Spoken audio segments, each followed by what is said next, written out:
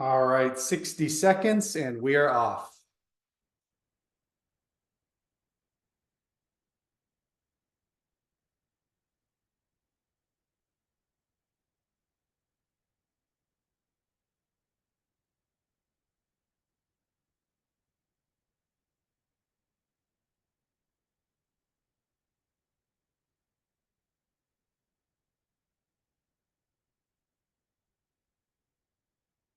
Thirty seconds.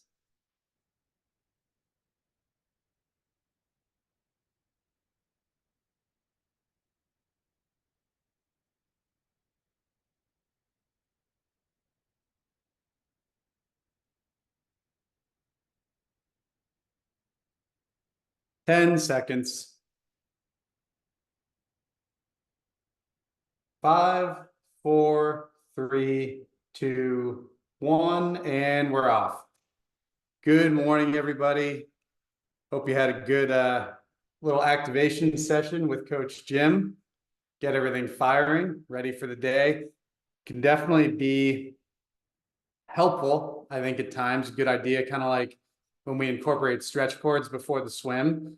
5:45 is pretty early, right? We get out of bed, get on the bike. Obviously, today we have nice 10 minutes of relaxed spinning. So that's what's first. No, no immediate stress. 10 minutes, very, very easy until we kind of get into a little bit more warm up. Probably have almost 20 minutes in total, 15 plus minutes in total before we start the meat of the workout.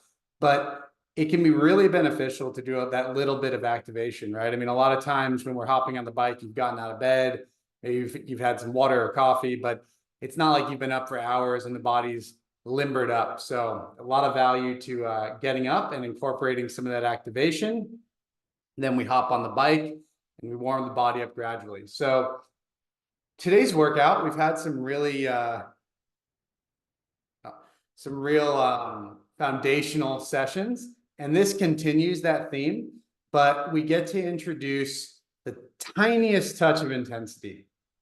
This isn't really, actually, not that it isn't really, it just isn't a time of the year where we need real intensity in the body. If somebody has a goal race somewhere in the world in January, that's the exception to the rule. I'm talking in broad strokes, just like we do on the swim program with the general triathlon season, where we kind of think as at the very earliest, somebody's kind of targeting, say Oceanside, something along those lines. So if you think of that sort of timeline, December, January, February, March, there's a very long amount of time till we begin or even kick off the race season, let alone move towards peaks at, half Ironman or full Ironman worlds. So we really want to be conscious of that. Last year, you heard me talk a lot about, you hear Coach Emily talk about, okay, we can't just hammer ourselves all year long. And that's kind of the theme of the work we do through this whole phase. And it's, just so you have a grasp of it, it's not like you get to January and it's like, okay, let's go with VO2 work, let's do this. Because once you start that, that really top end work, that's the icing on the cake. That's this tiny little thing that you need some of to sharpen up in race season towards your goal race. And you need this much of it, right? Everything else, all the boring stuff, all the simple workouts, that is what is actually going to help you improve in the long term. And there's no point in putting the icing on the cake until you've baked the size cake you want, right? If you only want a cake with one layer and it's just this big and you're going to eat it in like 10 minutes, then yeah, you can start layering in VO2 and some real intensity in December or January or whenever you want. But if you want a cake that's going to see you through a large portion of the season or first big block of the season, then you have to spend an adequate amount of time building that. So that's kind of how it's a good lens to view the workout we're doing today, the work we're doing for quite a while to come. That's the way to view it. We really, there's a lot of truth to, there's a lot out there nowadays, whether it's social media, whether it's people saying this is the way, that's the way, but there's enough out there for 99.9% of athletes to justify that we need to focus on that foundation. We need to focus on what makes up that foundation rather than jumping ahead to the kind of more fun stuff that is super engaging because it's short and sharp. But again, that's the icing on the cake. So today, with that said, we do get to touch the tiniest bits of intensity. One thing we don't want to do, and again, if you think of the pool, it's great to do a lot of foundational work, right? But not many of us are really going to benefit from going to the pool and just swimming. I mean, Jerry talks about this a lot. 45 minutes, just swim in the pool, right? We're not going to improve. That's just the reality. None of us are great enough swimmers to get a big benefit from that.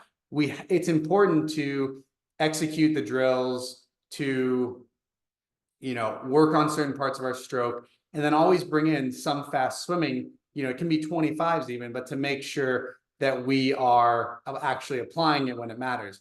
Same thing on the bike. We're doing a lot of lower cadence work. We're doing some higher cadence work. We're doing some single leg drills. We're improving our overall efficiency on the bike. We're working on holding that aero position under all of these loads.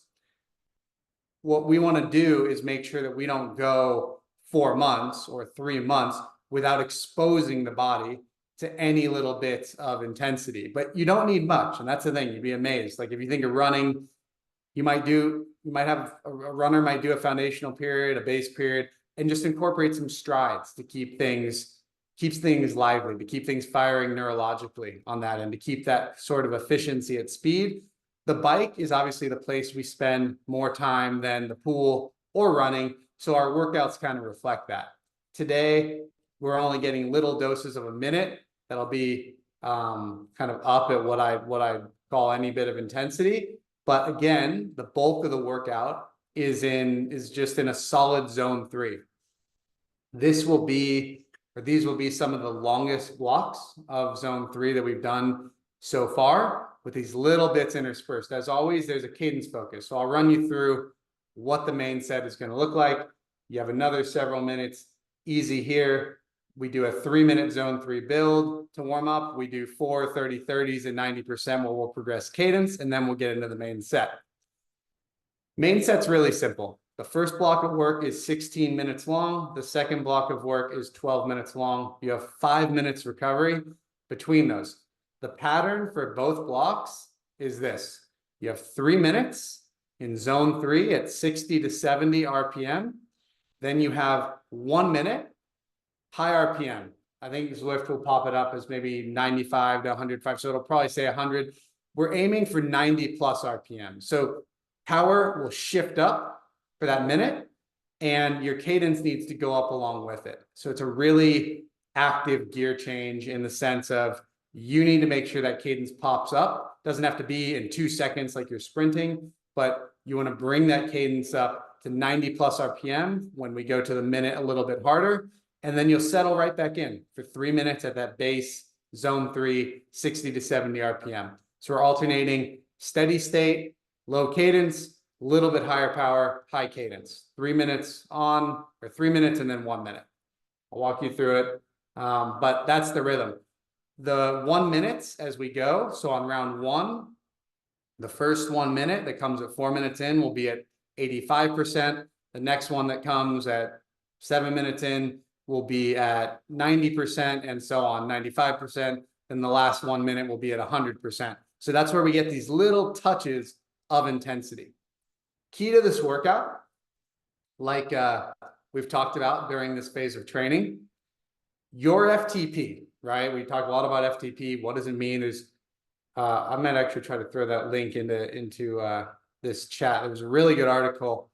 I think it was even on Training Peaks that came up about like or it was on a new cycling website, Escape Collective. These journalists who left other cycling websites founded it together. It was great about FTP and how far away FTP is from actual lactate threshold, and the reality that do a 20-minute test, 95% of that, unless you are a very, very, exceptional athlete whose aerobic system is so fully developed, that's a pretty poor estimate. The reality is it's a lot more likely to be around 90%. And again, that's still just an estimate. There's athletes where it can even fall lower than that. Same way there are athletes where it could fall a little bit higher. The point of that is we want to make sure this is a good test workout, that FTP is set accurately. 80% effort should feel very cruisy. But I want to be really clear in that your 80% effort right now at this point in the season is not what your 80% is going to be 2 weeks prior to Oceanside, whether you're racing Oceanside or not, given our training cycle. Your FTP should not be set to what it was at peak race fitness. It's just not possible that that number doesn't move. If you take an elite athlete who has an FTP of say 400, it's very feasible that when they kind of are in this early phase of training, their FTP is all the way down at 350 or 340, or even depending on how much time they took off, depending on how the training went kind of cycled down. So keep that in mind. 80% now is not 80% when you're at peak fitness, and your FTP needs to reflect that. 80% should feel really good and sustainable as that base pace today.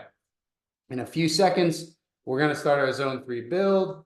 2, 1, here we go. Power comes up, nice light cadence. We start 83 or 80, 83, 85 or 86%.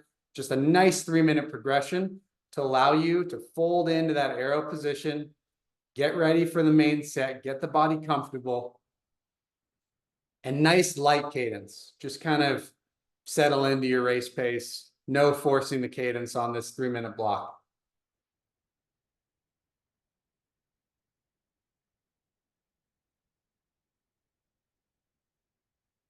Just like you do the activation off the bike, we carry that in, always trying to build in as much warm up as our main set will allow. And this is our activation on the bike to prime the body. We never, unless we're starting very easy, like some of those kind of 40-minute hour power workouts, we always want to make sure we do some work to just get the body ready. All right, power will tick up just a tiny bit, still in zone 3, just that first kind of lower half of zone 3.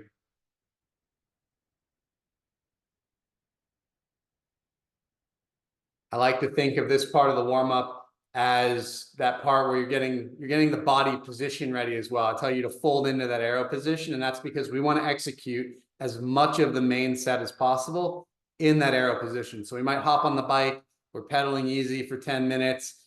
You don't have to be folded into that aero position. When we start this warm-up, this is where we get a little more serious, a little bit more engaged, and you want to get the body ready for that.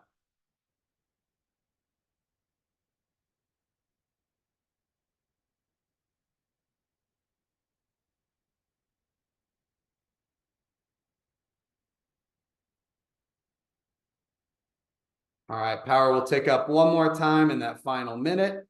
Keep that cadence nice and light, that race pace feel, probably somewhere in the 80 to 90 RPM range, but it's individual to you.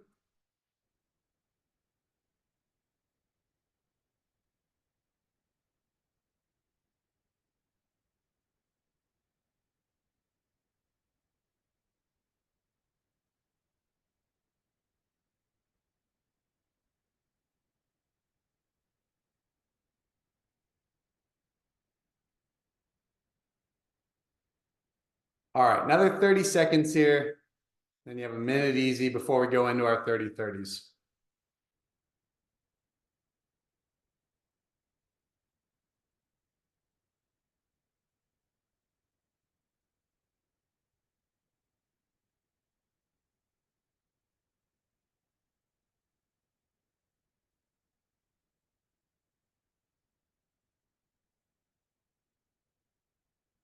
Two, one, and easy for a minute. We're going to start our 30-30s. You're familiar with those, or you probably are familiar with those by now. We're going to starts with 30 seconds, quote unquote, hard. It's going to be 90% effort, followed by 30 seconds easy. This is a continued warm up. The goal is to prime the pump, prime the body, right? So rep number 1, start at your choice cadence. You just execute number 1 wherever your cadence falls. The goal is to progress up to that 95 to 100 RPM range by the time we hit rep number 4. So first one, nice and relaxed, and then just progress your cadence upwards on each one and aiming to be 95 to 100 for the final one. That helps not only with the physical wake up, but that higher cadence helps with the neurological side of waking the body up as well. So you can start settling into that choice cadence right about now. 3, 2, 1, power comes up. This first one, cadence your choice.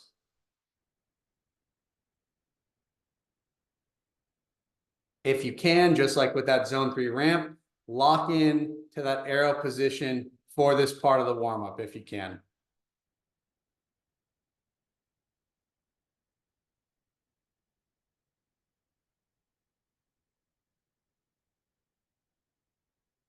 Three, two, one, and easy.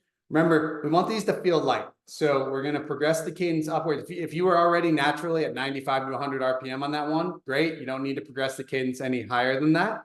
If you weren't, let's bring the cadence up a notch for this next one and bring it up on each subsequent one till we get to that 95 plus RPM range. We want these to feel light. You don't want to be down at 70 RPM. We want to wake the body up and activate everything. 2, 1, bring that cadence up a bit. Another rep. 90% effort, still comfortable. The goal when I talk about waking the body up is a lot of times, number 1, there can be sleep. Number 2, there can be fatigue from other training. We just want to work through a little bit of even the fatigue from just waking up to get on the bike at 5:45. We want to work through that before we start kind of the main bit of our workout. That's the goal here. All right, and easy. Nice job. So remember, third one, cadence up a little bit more. These little 30-second recovery periods, cadence is your choice. You don't have to keep it up at 90 plus RPM or anywhere. Just the 30 seconds recovery is always your choice of what you want to do.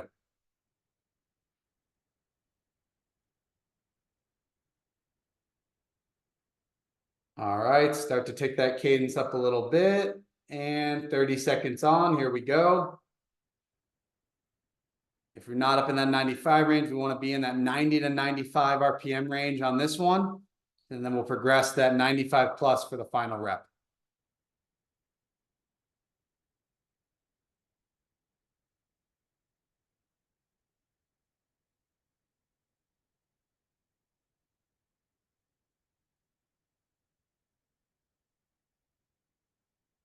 All right, and easy. I don't know how many of you have experienced this, but I wouldn't be surprised if several have, where a lot of times if you maybe not December, but when you're under a heavier training load or in the peak of your 70.3 or 4 Ironman build, you might start a workout and feel pretty garbage on rep number 1 or 2 or certain intervals. And all of a sudden, middle or end of the workout, you might feel better. That's the point of a warm-up like this, is to try to work through any layer of fatigue that's there so you can feel better from the start. Final rep, bring the cadence up, 95 plus RPM here. So nice, light on the pedals, smooth high cadence. Challenge yourself to be in that arrow position if you can.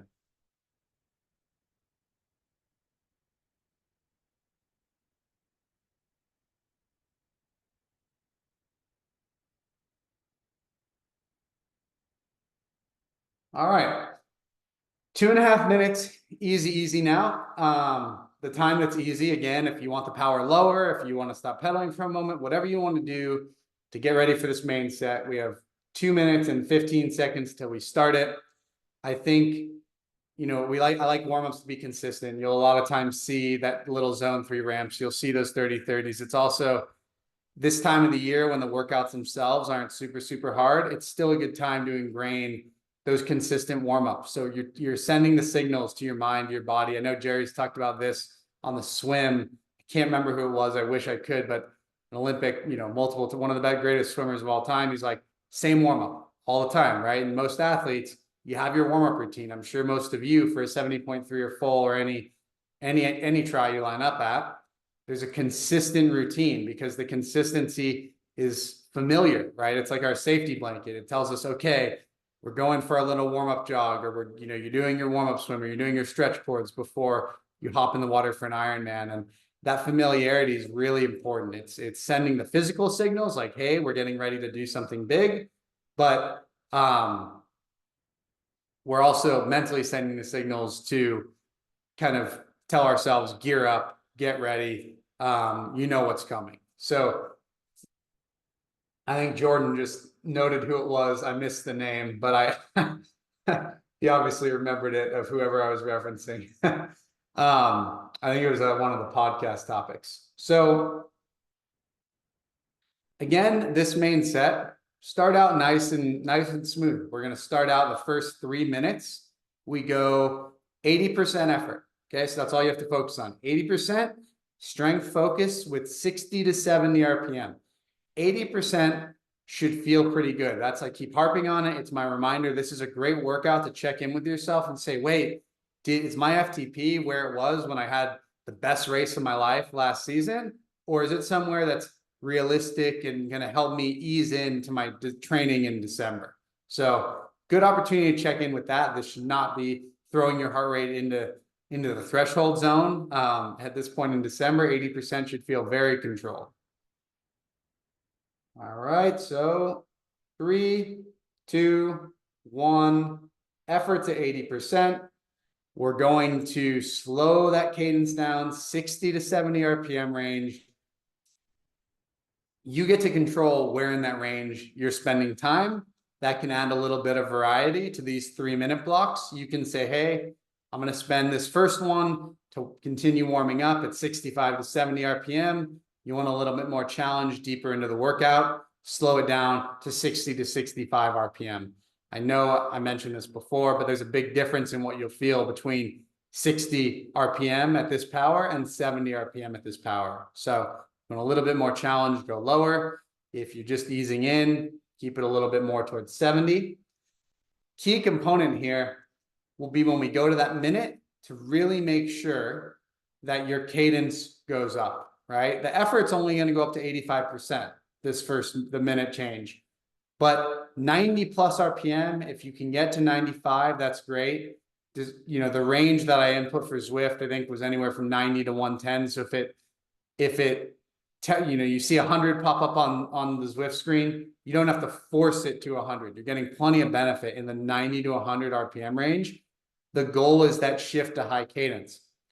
Why do we do that? Well, these shifts, not really the power we're doing, but the shift to the high cadence, it's a skill set. It prepares us for those kind of big accelerations that we'll do later on in the season when we're in a steady state that is maybe zone 3, but then boom, we're accelerating to 110%. We're accelerating to 120% to give ourselves the ability to kick or push over a hill or accelerate out of, you know, a U-turn on course so that we can get back up to speed as quickly as possible. So that's a little bit about why we're doing these. Even this is training for the training still to come, but it's an important skill set that we can learn. And it's something that, you know, gear changes, big cadence changes, power changes, ultimately all of you are going to benefit the same way. Like Jerry says, why do we flip turn in the pool? People say, well, we don't flip turn in racing,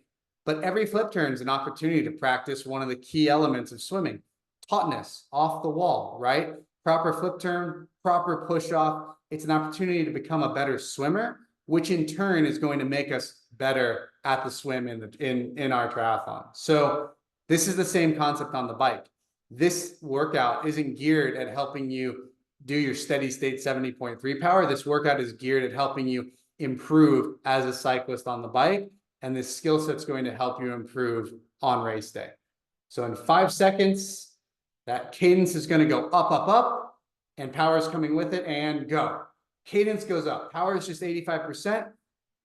Remember that cadence progression is just that. Take 10 seconds to progress that cadence to that 90, 95 plus RPM range.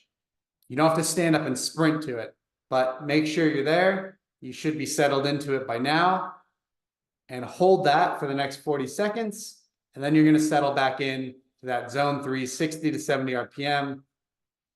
Mason's going to join us on the workout. He's going to hop on that bike. Jim's going to get it set up on the trainer for us. I don't know if Jim's ever seen that. I'm going to send him a picture. I've seen there's one triathlete who created a little bike trainer setup for his very, very small child, and it was wonderful. So hold on to that cadence and power. 10 more seconds here.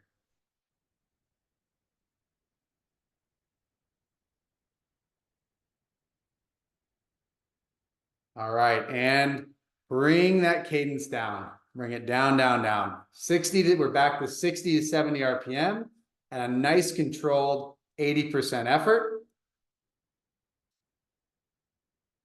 Why do I say over and over and over? Let's really try to get into our aero position. If you're on the road bike, switching between your hoods and your drops is fine because that's likely what you're going to be switching between on race day. But as much of this main set, this is a 16-minute block of work we're in, right? We're 4.5 minutes into a 16-minute block of work. As much of this time as you can spend in aero position, you're going to benefit from, right? If we're struggling at any point to hold that aero position for 16 minutes, we're probably going to struggle on race day to hold it for 56 miles or 112 miles. So let's really try to lock in there. And there might be some initial discomfort, or it might feel better to come out of it. But just like anything, familiarity is what breeds comfort. So the more time you spend now in December, in January, in February, in March, in that aero position, the better it's going to feel on race day, the more natural it's going to feel. Why is it also important? Well, if you're racing on your tri-bike, the muscles that are engaged by being in this position, folded in, the position you'll be in the saddle, the way everything engages, it's very different than when you're sitting up. That's why a lot of times we'll do some of those harder VO2 sessions. We'll say, you know what, like come out of that position because let's also be comfortable producing really high power that like we might use on a climb or a little roller out of the aero position. Today's session, it's all within a power band that you would be putting out on a flat road or any part of the course that did not require you to come out of that aero position. So stay folded in there, train your mind, train your body to stay locked in. On the road bike, why are we alternating hoods and drops? If you are not going to race on your tri-bike and you're doing this on your road bike, then that's very likely where you're going to be. You're going to be on the hoods or you're going to be in the drops. And we want to make sure we engage the muscles in both of those positions on the road bike.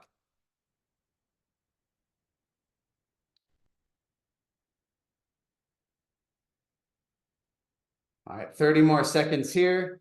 Then now you've gone through that pattern once. Power is going to tick up for that minute. Cadence is going to go up along with it. You're going to build that cadence to 90, 95 plus RPM over the first 10 seconds. Power this time for this minute is going to be at 90%.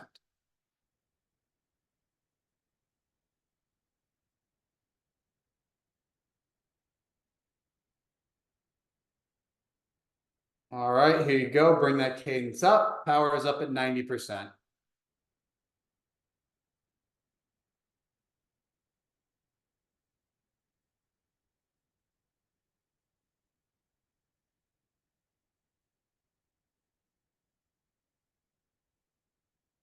Mentally, well, obviously the power required is not a full sprint or a full flat out 1 minute.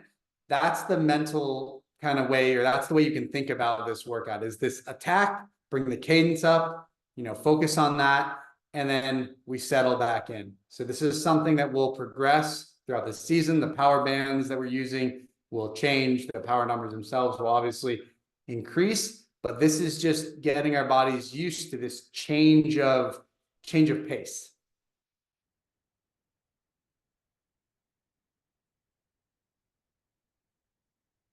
All right, few seconds, and you're going to settle back in. 2, 1, and settle back in.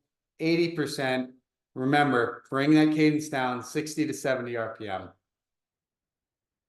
So 80%, we're at this nice, steady effort. We're just touching, just nudging zone 3. It's obviously, we're not just recovering. You're not at 70%. You're not at 60% effort. So it's keeping the power on, but the lower cadence should help settle the heart rate, should help it feel comfortable. We're keeping that strength focus during these 3-minute blocks.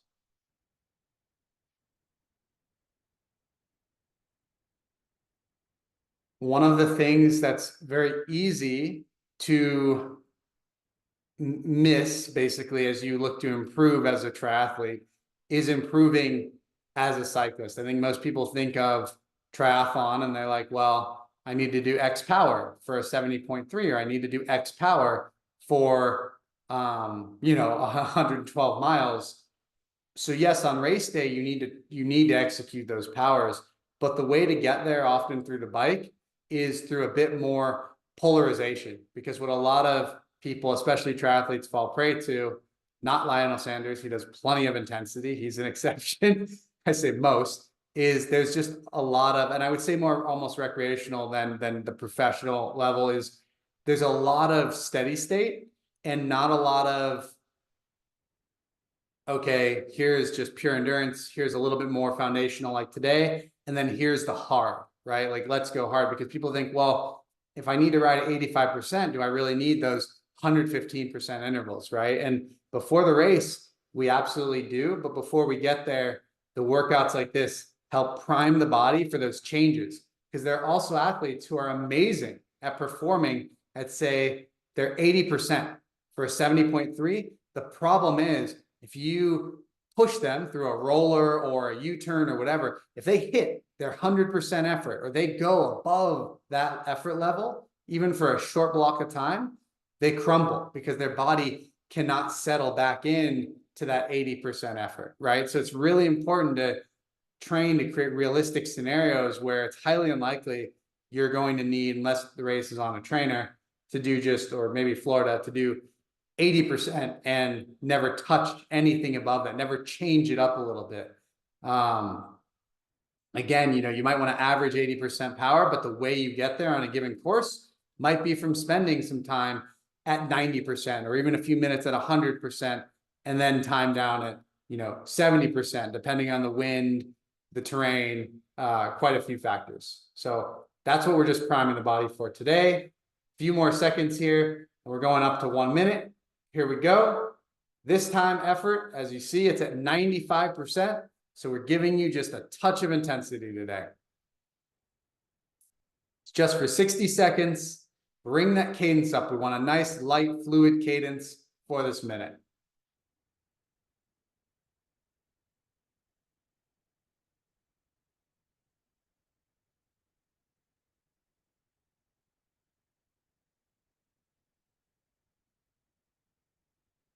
Nice and smooth. Locked into that arrow position. Nice work.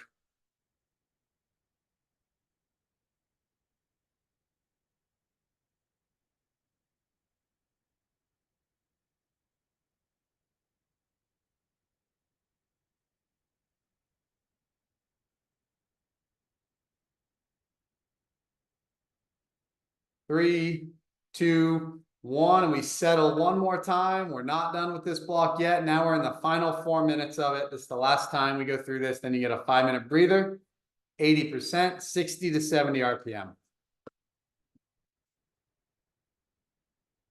A lot of times we will think of, in the pool, technical phase of training.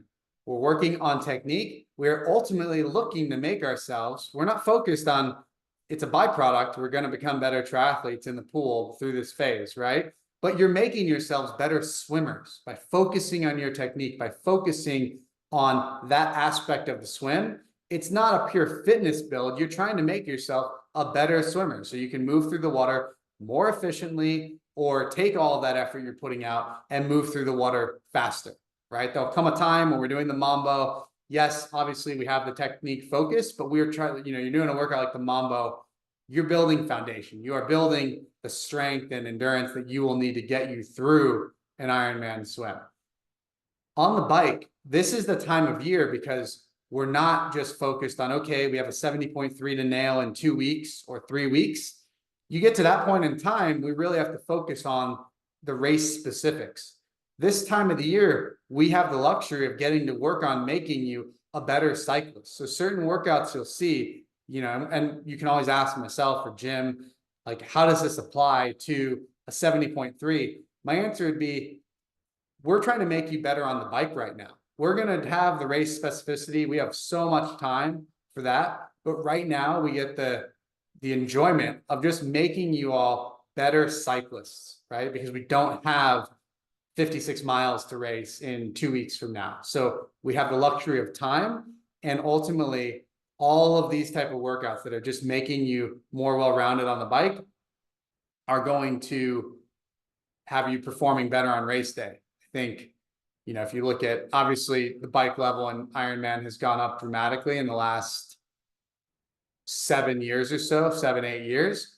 But you look at somebody like Cam Worth, he trains very much like a cyclist. He can still perform just fine on race day on the bike. Cam's a freak. Maybe he's a bad example, but I think if you look at actually, I mean, I know Jan Frodeno has won a lot of the top triathletes. They actually train very much on the bike like cyclists. They do. It's far more like what you might see from a pro cyclist than what you might think of for a triathlon specific training. All right, 15 seconds here, and let's nail that final one. You guys get to go for the minute up to a full 100% effort. So you'll be at FTP for 60 seconds or whatever you have FTP set at. And here we go. Power up. Cadence goes up with it. Really make sure you get that cadence change. Do not let the cadence bog down. Make sure you bring it up to that 90 plus RPM range and finish this minute out strong.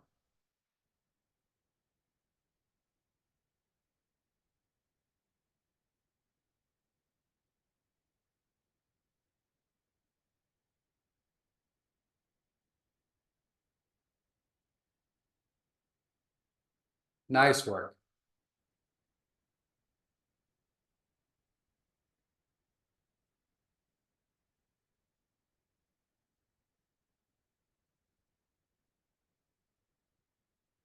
Right, 15 more seconds here. Light on the pedals, high cadence. It's going to be higher than race pace cadence.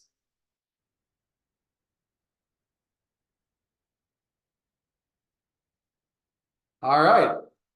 5 minutes, nice and easy. This is your opportunity to fuel all these workouts. The better we fuel during, I know it can be hard to put much in the body, totally understandable before hopping on the bike at 5:45. So making the assumption that that's the case for most, unless you're up at 4:30 having a giant race breakfast, we can take the opportunity to fuel super well on the bike, and that can offset the fact that obviously we're not coming into this with a massive breakfast or something. So Christmas came early. Yes, 5 minutes, nice and easy, full recovery. That was a great sustained block of work.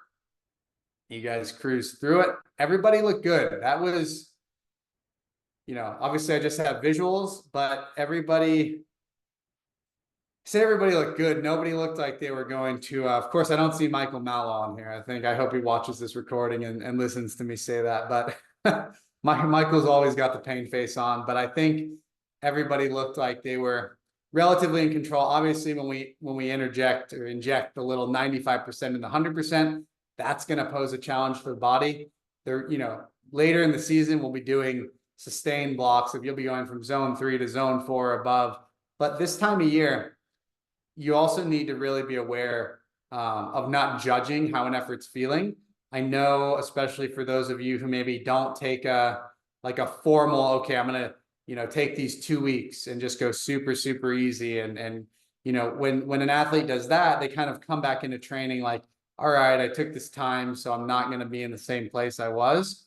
When you just kind of roll right into the next season's training a bit, that can be more mentally challenging because you have these memories from 2 months ago where you're like, well, we were doing these VO2, like this power should feel this way, or these efforts should feel this way. But again, the way we design the training, there's ebbs and flows, right? We came up here, we layered on intensity through the end of the season. Now we brought it back down and we're just starting to build back up. We're not anywhere near a peak. We have no reason to be. So always keep that in mind when you do these, any workout this time of the year where you touch intensity a little bit. It's okay if it feels uncomfortable. It's okay if it feels like, oh man, sometimes athletes can get worried. That's what leads people down like a poor training path by saying, well, if that didn't feel good at 100%, or that didn't feel good at 95%, so I'm losing my ability to do that. You're not losing your ability to do that if it feels hard. You're just focused on a different part of the training right now. You'd be amazed that, yes, you have to endure a little bit of discomfort, but you do a few sessions with some threshold work and with some VO2 work, that top end comes back really quickly as long as you've just touched it occasionally. You need far less of it than you think. So don't fall prey to that if you thought maybe that minute at 100% felt hard, or if you think this next block feels hard. You don't need more intensity. This is just a little bit to keep it in the body, in the mind. But we still have a lot of time. I think one other interesting aspect, and I've seen it with, I can use actual people, not just myself, as the example.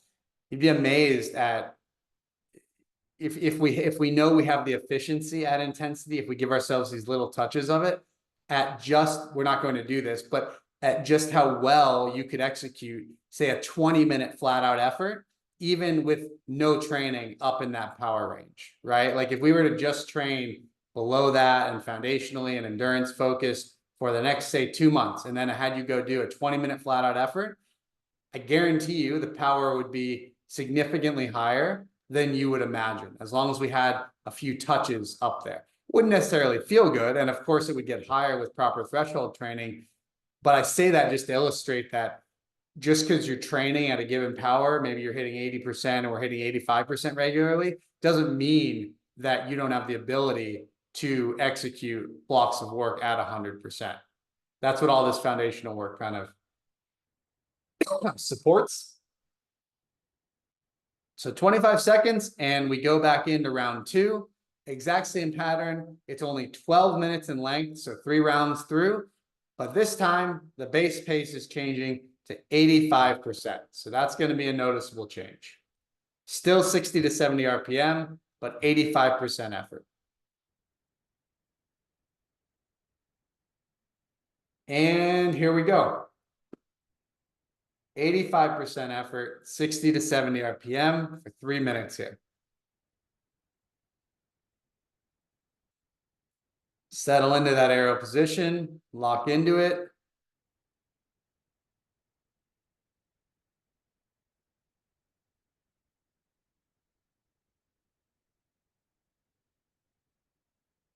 And remember, as I say for other workouts, this block of work, this 12 minutes that we're going to do here, this is one where if you go through these first 4 minutes and you're like, you know what, I'd rather be a little bit closer to 80% effort, you can use that down arrow a little bit. This is a suggestion. This is a nudge, right? If you were doing this workout outdoors, the prescription would literally be 3 minutes of zone 3. You know, in this scenario, we're going straight into a minute of zone 4. So it'd be alternate 3 minutes of zone 3 with 1 minute, low cadence with 1 minute of zone 4 high cadence. That would be the outdoor prescription. So the reason this time I've moved it to 85% is to mimic that realistic outdoor feel. Maybe some efforts would be more at 80, maybe some would be at 85. With that said, if you were outdoors and that was your general guidance and you were a little bit more tired, or you just didn't feel like you were ready for that yet, you would keep everything on the low end, right? That's why every training range is a range. It's not a specific power, and that's the only downside to indoor training, is that we have to specify a power. So keep that in mind. If you would rather have this whole block of work closer to 80%, you can actually just use that down arrow and leave it on for this whole 12 minutes. In just over a minute here, when we shift gears and go into our minute hard, this one, we're going to start that minute harder. We'll be at 90% rather than obviously being just at 85%.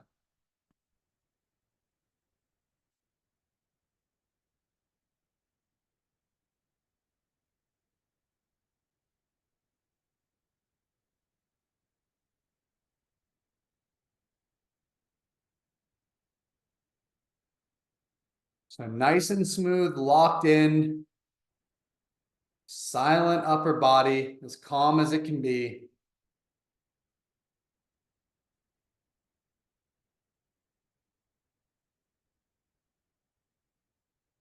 And the key again is nailing that gear change, nailing that acceleration, if you will, and bringing that cadence up to 90 plus RPM in about 15 seconds when we shift to that 1 minute a little harder.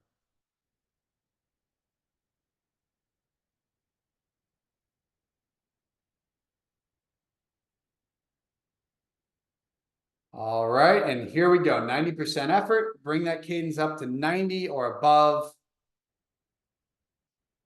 Still locked into your arrow position. Nice job. On the road bike, drops or hoods, either one is fine. You're likely going to be in one of those two positions on race day, so either one works. 20 seconds in, make sure that cadence is where we want it to be, above 90 now.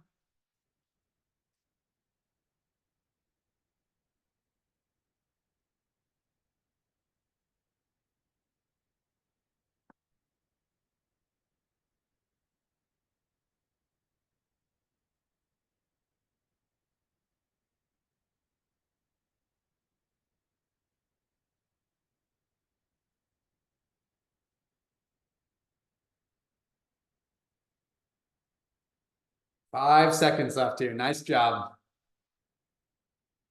And settle back in. 85% effort. It says 80, but it's 85. You can move it down towards 80 if you want. 60 to 70 RPM.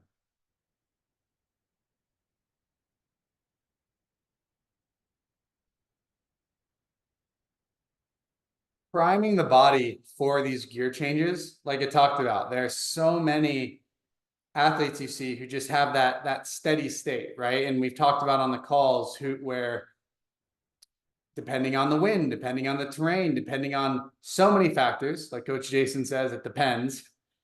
You need the ability to change gears, right? And to be honest, sometimes there are certain athletes where no matter how much steady state training you do, certain athletes are actually always going to be more comfortable shifting power around a little bit. I can give you an example of one, none of you will remember him, but he was this really small Spanish cyclist, right? He was second in the Giro d'Italia, had good performances in the Tour, but he was super small. Like, I mean, the most featherweight little guy, and he was an exceptional climber. And he struggled for years in time trials, as you can imagine, because he was very light. He didn't have that much power to play with. But one of this athlete's greatest strengths, Joaquim Rodriguez was his name, was his ability to accelerate, to change gears, if you will, right? On a climb, he never was riding steady. He was always kind of attacking, then backing off, then attacking again, because his physiology was really suited to that. He didn't do well with just super hard, steady state effort. Finally, they figured out that for him to execute a good time trial, he actually needed to ride it like a climb, meaning they'd pick parts of the course, the best, most beneficial ones, and he would go well over the goal power. And then they'd be like, well, there's a turn and like this tiny descent here, so you can back off power there. So if you looked at his power file from a time trial, it was written like the best time trials he did were on courses that suited that kind of effort. Obviously, that gets really hard to do if it's Ironman Florida or something, right? But if you think of a course, Santa Cruz, even Kona to an extent, certainly a course like Nice, your ability to change gears becomes a bit more important. And even your natural physiology, as we figure out what it is, might even lead into which races you select, right? If you end up being somebody who performs better with these gear changes, you might select a race where that's a little bit more built into the terrain. Conversely, if you're really good at steady state, you go to a race that suits that. So again, this ability can actually come in quite handy on race day. 5 seconds, you're going to accelerate to 95% effort for 1 minute. Here we go. 95% effort. Bring that cadence up. Accelerate, accelerate if we can.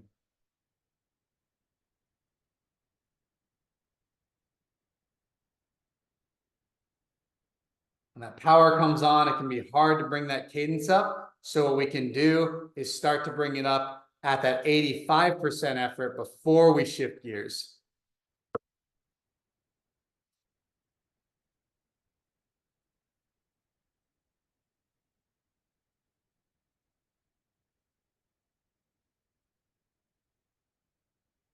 In 20 seconds, we're already going to be on the last round of this one. There's only 3 rounds through, so just over 4 minutes to go on this block of work.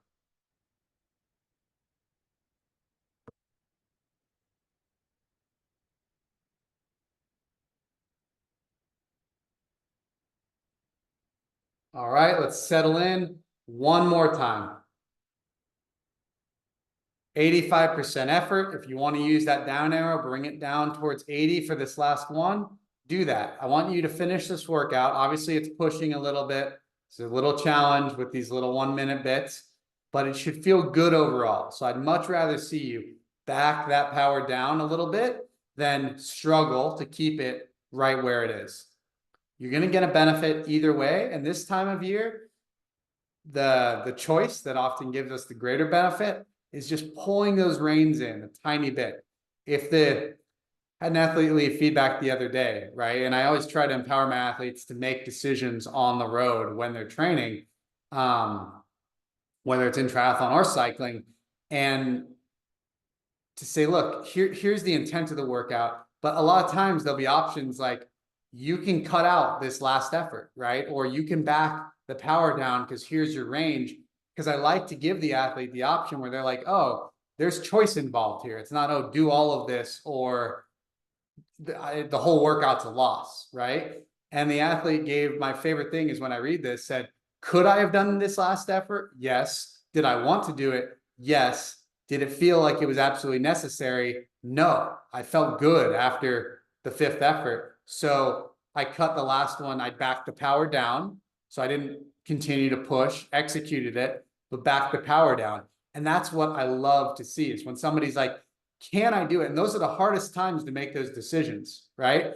When you ask yourself, can I do it? If the answer is no, then it's an easy call to not do something.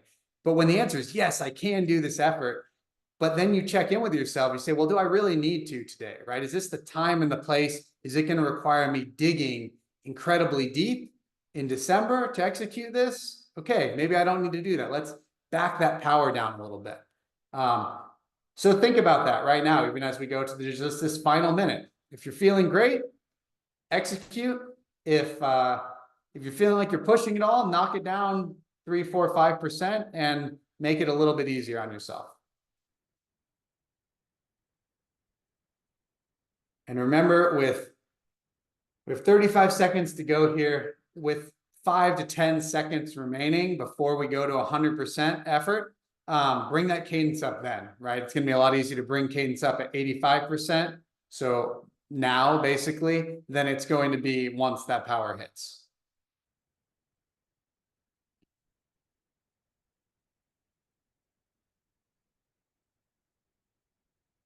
Jordan, we've talked about this before.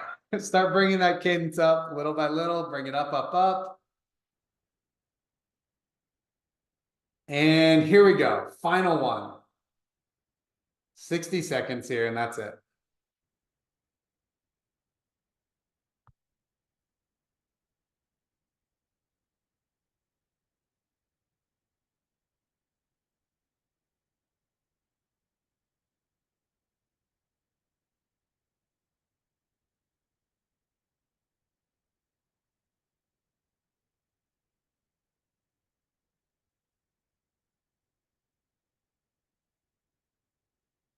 Nice and smooth. Finish this one looking just like you did on that first one. Everybody looks good. Everybody's being pushed a little bit, but we're just nudging ourselves this time of year. We're not forcing, we're just executing nice and smooth.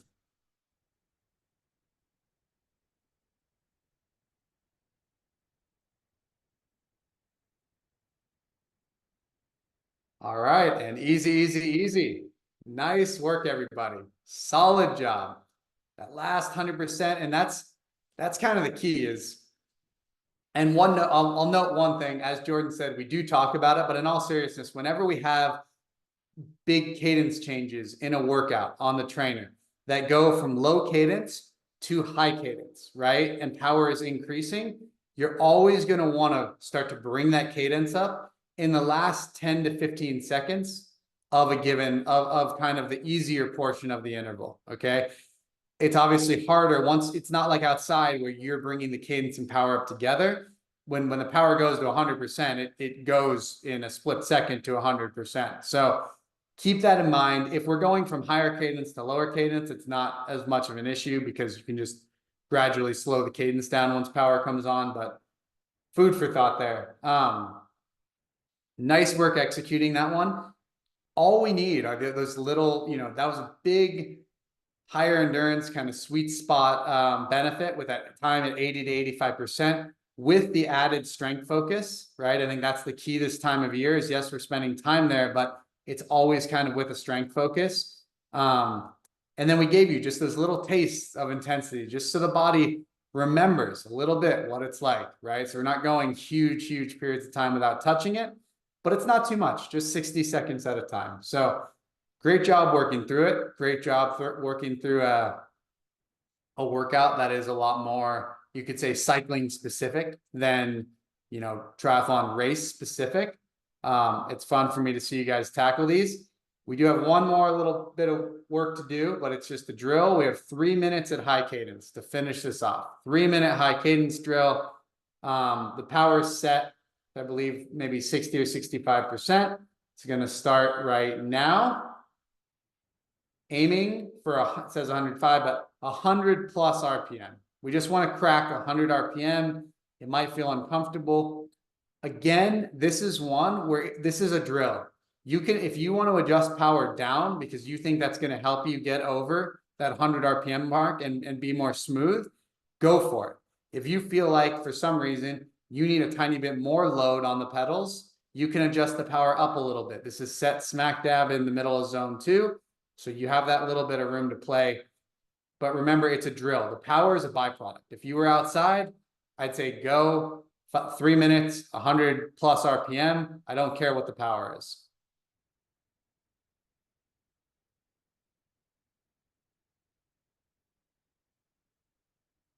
Merry Christmas, whoever. I missed the name, but just posted that, and hope we see you in the new year. All right, again, if you can, I know you're tired of hearing me say it, if you can execute any of this high cadence drill in that arrow position, there's benefit from it. If you are tired of the arrow position from the main set and you just don't want to hear me say it, you don't have to do it for this one, but if you can, there's always benefit.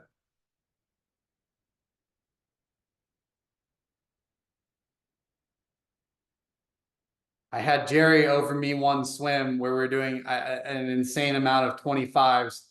And that guy, every time I popped my head out of the water, no, Andrew, get it under 14, under 14. I was 14.2, 14.3, 14, every single 25. I popped my head up and I felt like a groundhog. And I wanted to take that watch and throw it at Jerry by the end, but it was very helpful because finally, after getting like 10 of those popping my head up, it did go to the time we were looking for, and it was great. But I wasn't happy with Jerry for a solid portion of that workout. So you might not be happy with me, but I promise you there's benefit if you can lock into this arrow position for these last 50 seconds.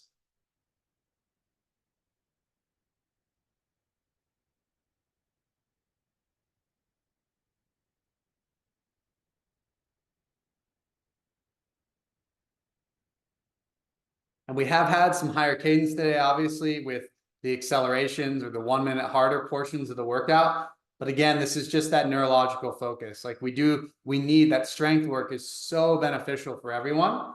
The arrow high cadence, basically the arrow, I'll answer, well, we have a few minutes of cool down, so I can answer both, but I'll answer that question in a second. The high cadence is that vertical kicking. It's that neurological activation. And if you say just do low cadence work, right, you might get super strong.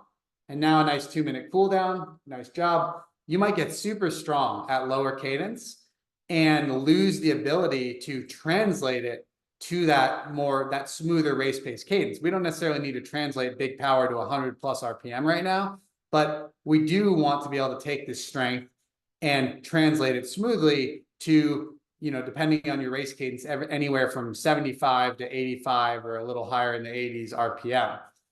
So that's why we always have these drills. We, neurologically, you're at these lower cadences and those are the pathways that are being built, right? We build what we do. We ingrain what we do. So I always like to finish the high cadence or the lower cadence work with the high cadence drill. What are the benefits to high cadence arrow? The benefits just arrow. Number one, there might be race scenarios where you need to be at that higher cadence, and that's likely going to be in the arrow position. You're going to be at a much higher speed, right? If your cadence in a race was ever at 100 plus RPM, it's probably because you're going downhill. So the speed would be high, and hopefully, unless it's really twisty, you're going to want to be in that aero position to reduce the drag. Again, the aero position, yeah, core activation, that's what I was getting to. That's why I mentioned it when we do even single leg drills. It's hard to stay stable there. When you don't have your arms braced out here and you're in the aero position, everything has to fire properly and engage to stay solid. So it's just a natural way of training that core, of training that stability. It's more challenging, and we're always looking to get the most out of this 60 minutes that we can. So doing those efforts, the high cadence drills in the aero position, adds another level of challenge to it. Great job, everyone, working through that today. Solid workout. Have a great weekend of training. We'll be back here next week for some more fun. Hope you guys are enjoying a wonderful December as well.